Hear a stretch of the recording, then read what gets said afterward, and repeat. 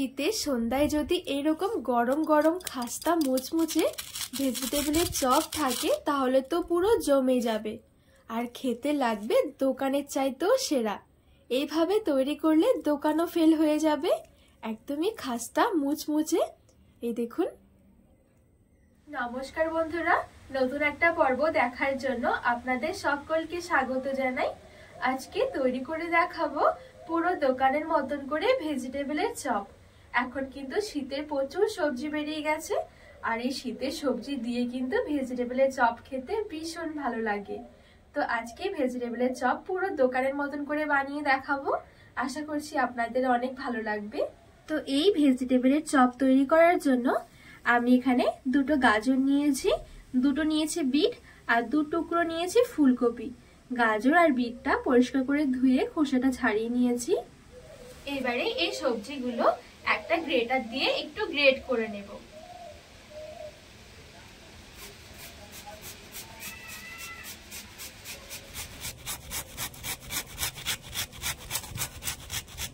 গাজরটাও একইভাবে গ্রেট করে নেব।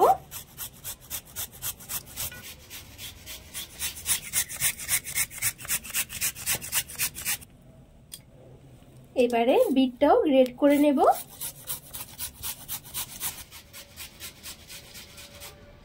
তো এখানে সবজিগুলো আমি খুব সুন্দর করে গ্রেট করে নিয়েছি।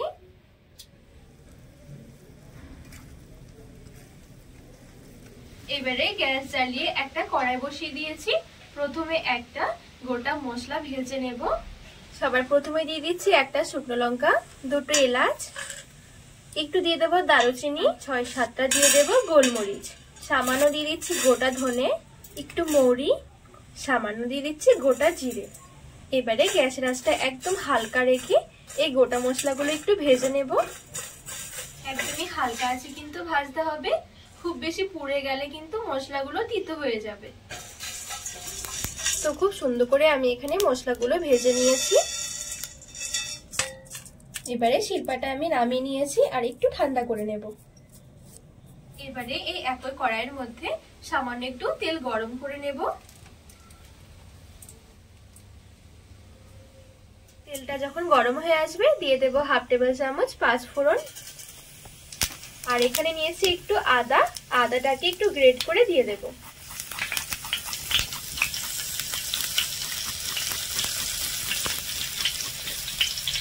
আর দিয়ে দেবো 1 টেবিল চামচ কাঁচা লঙ্কা কুচি। হালকা নেড়ে ছেড়ে একটু ভেজে নেব। হালকা যখন ভাজা হয়ে যাবে তখন দেখবেন খুব সুন্দর কিন্তু একটা সেন্ট আসবে। এবারে গ্রেট করে রাখা সবজিগুলো দিয়ে দেব।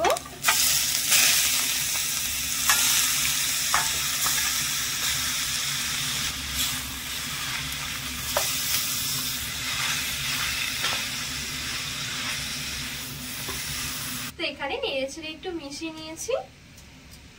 এবারে সামান্য একটু দিয়ে দেবো হলুদ গুঁড়ো আর স্বাদ মতো নিয়েছি লবণ। ভালো করে মিশিয়ে নেব আবারও। এবারে একটু ঢাকা চাপা দিয়ে রেখে দেব সবজিগুলো নরম হয়ে যাওয়ার জন্য।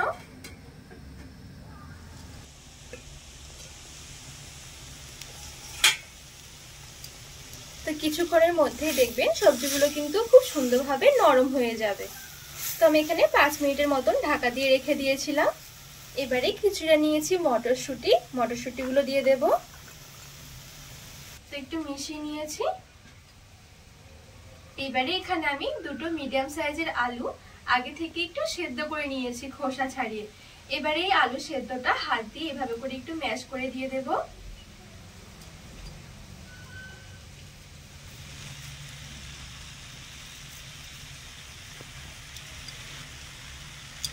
ভালো করে মিশিয়ে নেব আলু দিয়ে।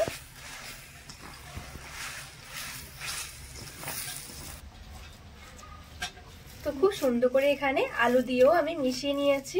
এদিকে যে গোটা মশলাগুলো আমি ভেজে রেখেছিলাম এগুলো কিন্তু খুব সুন্দরভাবে ঠান্ডা হয়ে গেছে।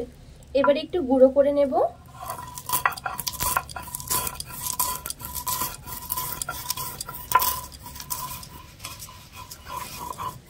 তো দেখুন এখানে খুব সুন্দর করে আমি গুঁড়ো করে নিয়েছি। এবারে গুঁড়ো মশলাটা আমি এই পুরের মধ্যে দিয়ে দেব, আর দিয়ে দিচ্ছি 1 টেবিল চামচ চিনি, আর আরেকটু নিয়েছি লবণ, লবণটা আমার কম মনে হচ্ছে। সবশেষে দিয়ে দেব 1/2 টেবিল চামচের মতো চাট মশলা। যদি চাট মশলা হাতের কাছে না থাকে তাহলে একটু লেবুর রস চিপে দিয়ে দেবেন।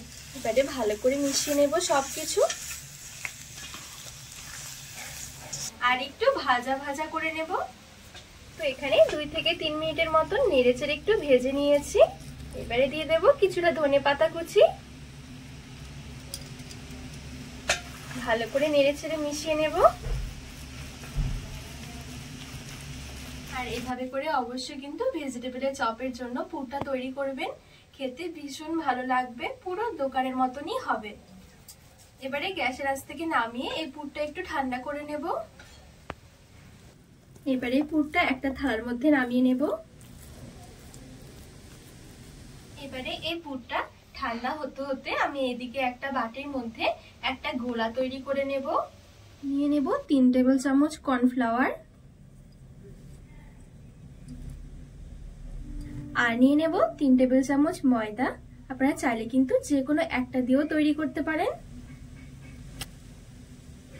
একটু দিয়ে দেবো চাট মশলা, একটু নিয়েছি গোলমরিচের গুঁড়ো, সামান্য দিয়ে দিচ্ছি লবণ। এবারে উপর থেকে অল্প অল্প করে জল দিয়ে একটা গোলা তৈরি করে নেব।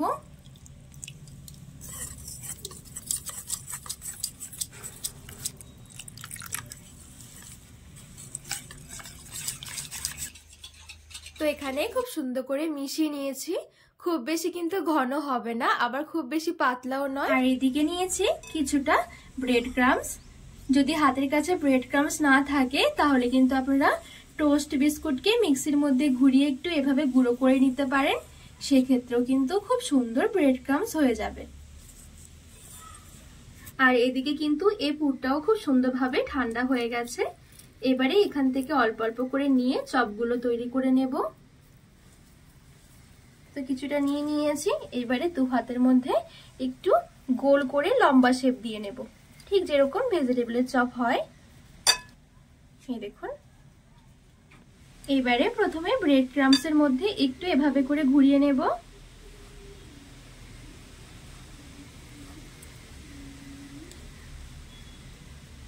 এই দেখুন।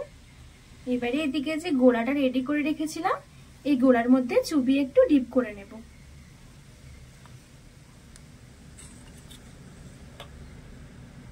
আবারও ব্রেড ক্রাম্বসের মধ্যে নিয়ে নেব, আবার একটু কোট করে নেব এভাবে।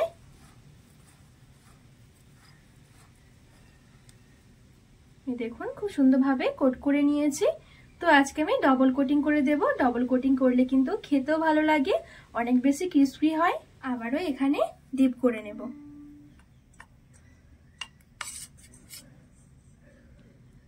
আবারও ব্রেড ক্রাম্বসের মধ্যে দিয়ে ঘুরিয়ে নেব। তো এই দেখুন খুব সুন্দরভাবে কিন্তু একটা চপ রেডি হয়ে গেছে। তো বাদ বাকি চপগুলো ঠিক আমি একইভাবে রেডি করে নেব।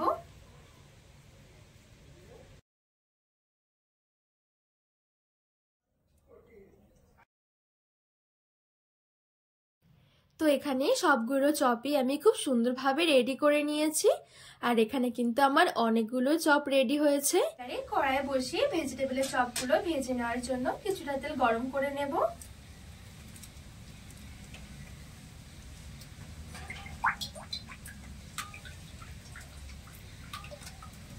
তেলটা যখন মিডিয়াম গরম হয়ে যাবে তখন চপগুলো আমি ছেড়ে দেব।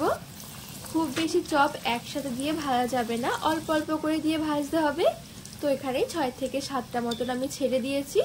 দেওয়ার সঙ্গে একটু নাড়িয়ে দেব, আর গ্যাসের আঁচটা কিন্তু মিডিয়ামে রাখতে হবে। আর খুব বেশি সময়ও লাগবে না এই চপগুলো ভাজতে, নেড়ে ছেড়ে উল্টে পাল্টে লাল করে ভেজে নিলে কিন্তু হয়ে যাবে। তো বলতে বলতে এই দেখুন চপের কিন্তু খুব সুন্দর একটা কালার এসে গেছে। এইবারে তেল ঝরিয়ে তুলে নেব।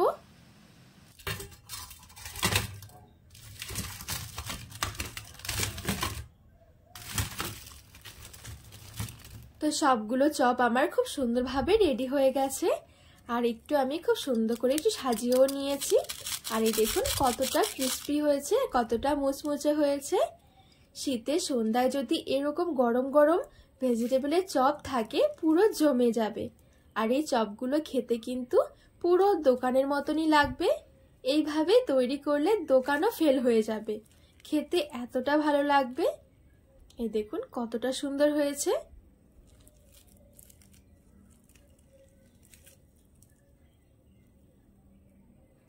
সাথে খাওয়ার জন্য সস বা মুড়ি বা চায়ের সাথে কিন্তু ভীষণ জমে যাবে। তো বন্ধুরা, আজকে এই ভেজিটেবলের চপের রেসিপি আপনাদের কেমন লেগেছে অবশ্যই কিন্তু কমেন্ট করে জানাবেন। আর আপনারা বাড়িতে অবশ্যই এভাবে একবার হলেও বানিয়ে দেখবেন, খেতে ভীষণ ভালো লাগে। তো রেসিপিটি ভালো লাগলে চ্যানেলটিকে সাবস্ক্রাইব করে পাশে থাকা অনুরোধ রইল।